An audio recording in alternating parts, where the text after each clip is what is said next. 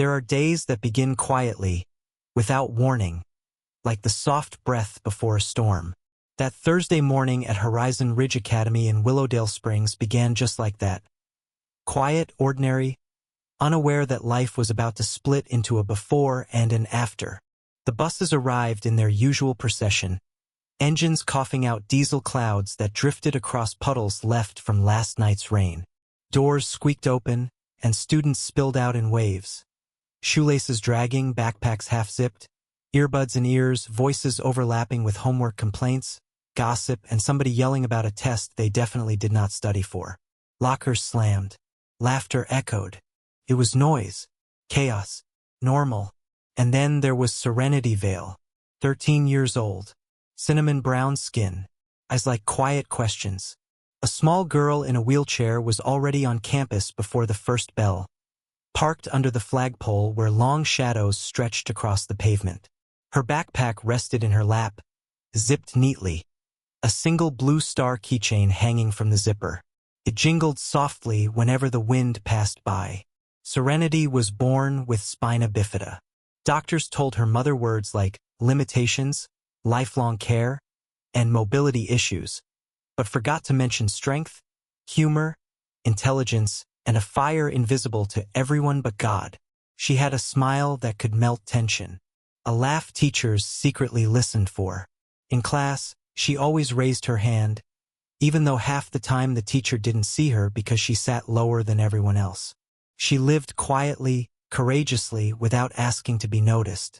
Except bullies notice quiet people more than anyone thinks.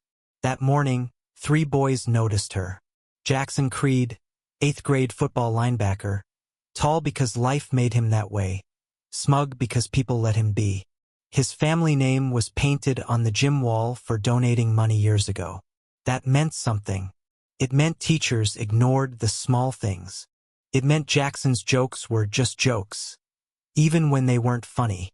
His 2 shadows, Riker Hale and Brent Maddox, walked beside him. Not leaders, echoes. They laughed when Jackson laughed. They sneered when he sneered. They revolved around him like moons around a planet, pulled by gravity they never questioned. Serenity approached the main entrance ramp, rolling rhythmically, left wheel, right wheel, repeat. Something peaceful, almost like prayer. She didn't see the boys until they stepped in front of her. Jackson blocked her path, arms crossed, grin practiced. Riker tapped the rim of her wheel like someone checking tire pressure. "You ever think about getting nitro boosters on this thing?" he joked, voice empty. Brent chuckled. Jackson leaned down, his shadow swallowing her.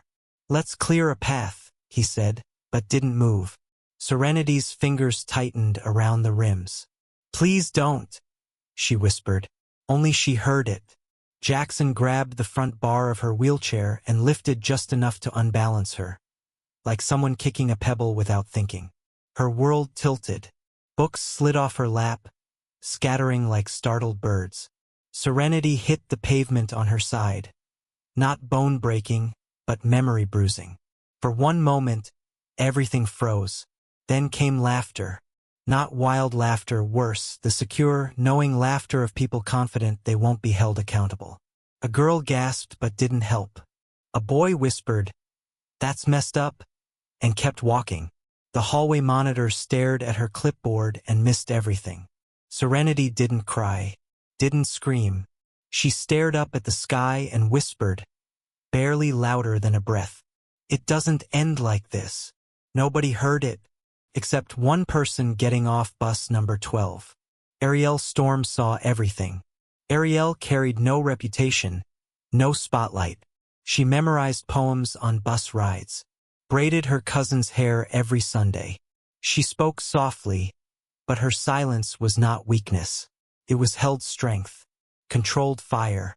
When she saw Serenity fall, something ancient and decisive flared in her chest. She walked, fast, through the crowd, heartbeat pounding, and kneeled beside Serenity gently. "You okay?" she asked. Serenity nodded once.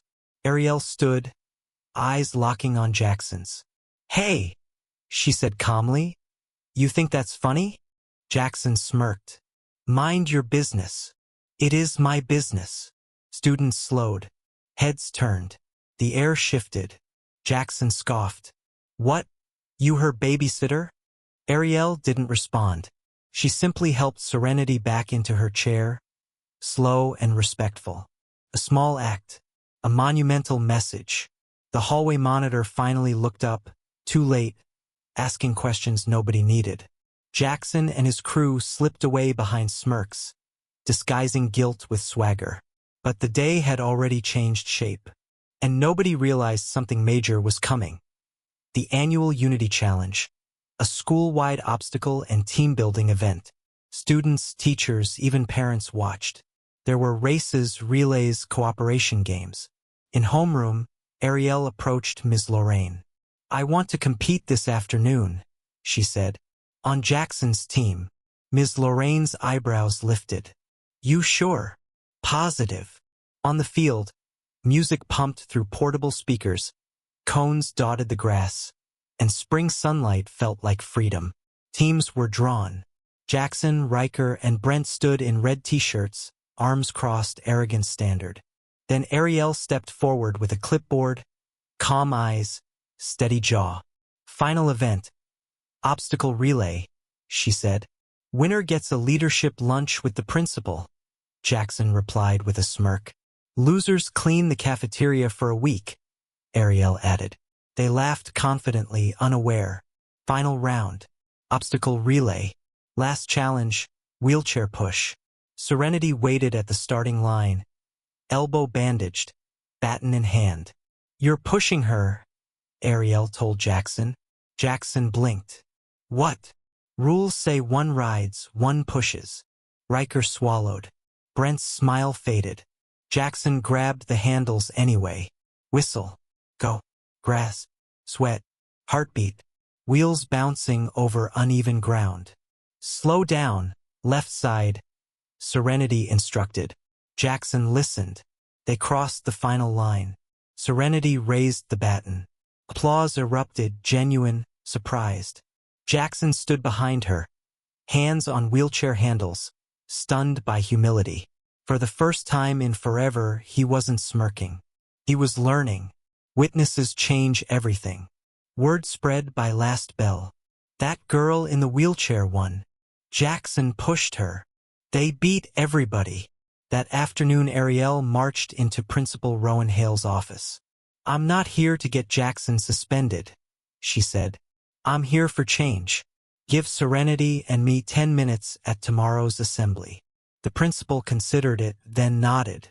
That night, Serenity sat on her bed. Her mother asked, You don't have to speak. I need to, Serenity whispered. Next morning, the gym smelled like floor polish and anticipation. Students shifted. Teachers sipped coffee. Principal Rowan stepped to the mic. 2 students would like to share something. Arielle walked to center court. Serenity rolled beside her. Most of you saw what happened yesterday, Arielle said. Some laughed. Some looked away. Some didn't care. I'm not here to blame anyone.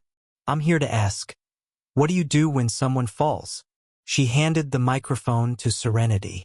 My name is Serenity Vale, she said. I don't think about my wheelchair most days. But yesterday, someone decided to make me small. They didn't see physical therapy, or my mom's sacrifice, or how many times I fell in private and learned to get back up. They saw a girl in a wheelchair. I want you to see a girl who got back up. Silence, then applause rising like a wave. Afterward, in the hallway, Jackson approached them.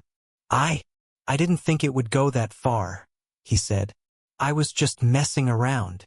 You didn't think, Arielle replied. That's the problem. Jackson turned to Serenity. I'm sorry. Really, I was being a jerk. I forgive you, Serenity said. But don't just be sorry. Do better. Simple. Real. If you ever need help fixing that wheel, Jackson said awkwardly. I'm good with tools. We'll see, Serenity replied. Those 2 words held more hope than punishment ever could. By Friday, Horizon Ridge Academy felt different. Not suddenly, but noticeably. Someone held the door open without spectacle. Someone picked up Serenity's fallen notebook. Someone moved a backpack to make space at lunch. It wasn't pity, it was awareness.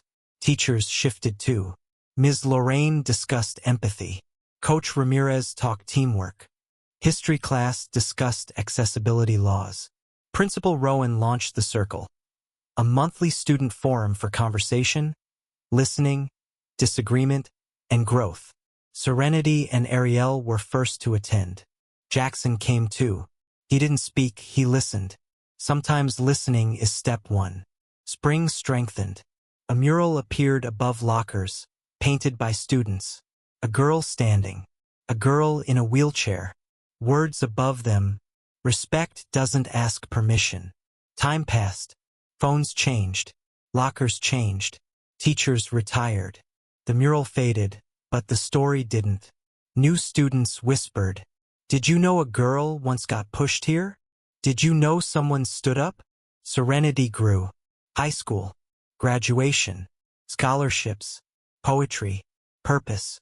She never forgot that morning, or that fall, or the quiet prayer. It doesn't end like this. She never forgot the girl who stood up. It is my business. Because kindness isn't extra. It's essential. Somewhere in your life, someone is being pushed, loudly or silently. Someone is waiting for an Arielle to step forward. So ask yourself, when someone falls, what do? Are you Jackson before change? Or Jackson after? Are you the crowd, silent and staring? Or the girl with courage and quiet fire?